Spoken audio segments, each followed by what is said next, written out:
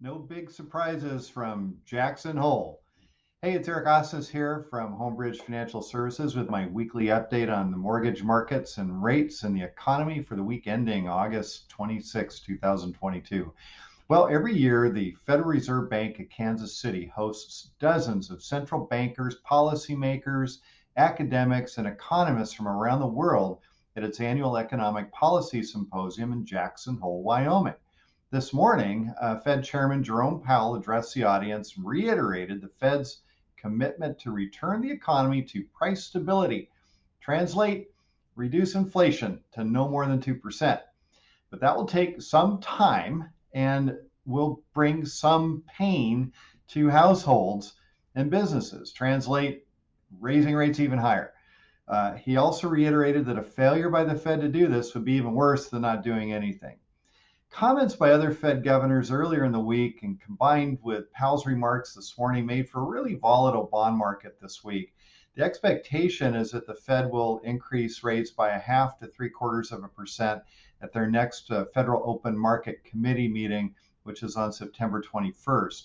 Ironically, a three-quarter% hike then would be better for mortgage rates. That may seem counterintuitive, but the goal of rate hikes by the Fed is to reduce inflation.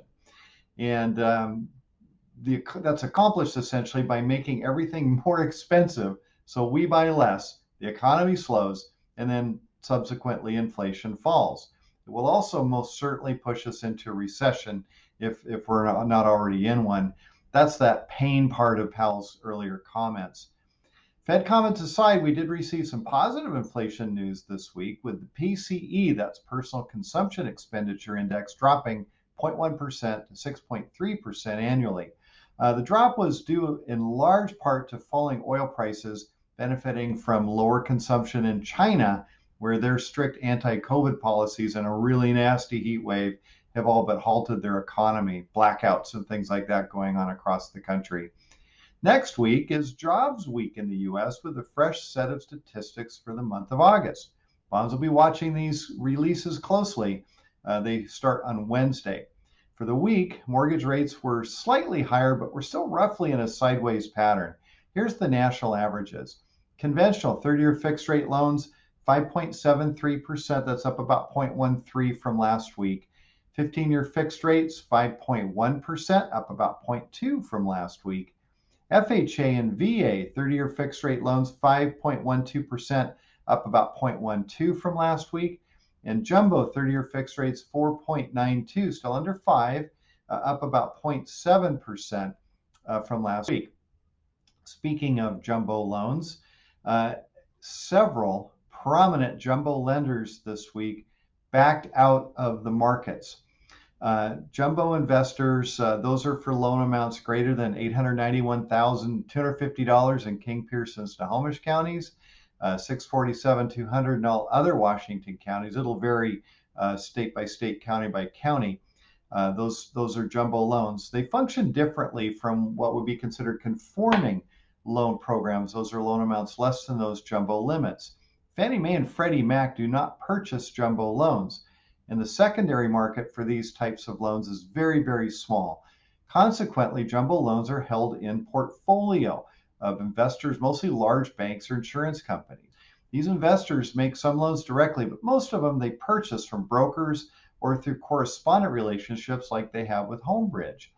But when an investor decides they have enough in their port, they can abruptly shut the pipeline off and stop accepting new loans.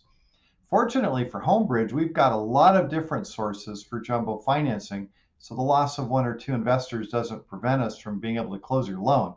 Some lenders aren't so lucky, though. I started two new transactions this week for clients who thought they had a loan, but at the last minute discovered that their loan and rate lock was no longer available. Deep breaths. I strive to give you honest and transparent information about the economy and events in our market. It's not always great news, but it's important that you understand the whys and what's going on and don't get caught by surprise in this fast moving market. I do my very best to forecast and anticipate changes and also to have a backup plan when things change, which is a constant. So I'm here to help. To learn more about jumbo financing or help solve your personal story problems, just reach out. You can call me 206 915-ERIC. That's 915-3742. Or you can email me, eric@ericismybanker.com.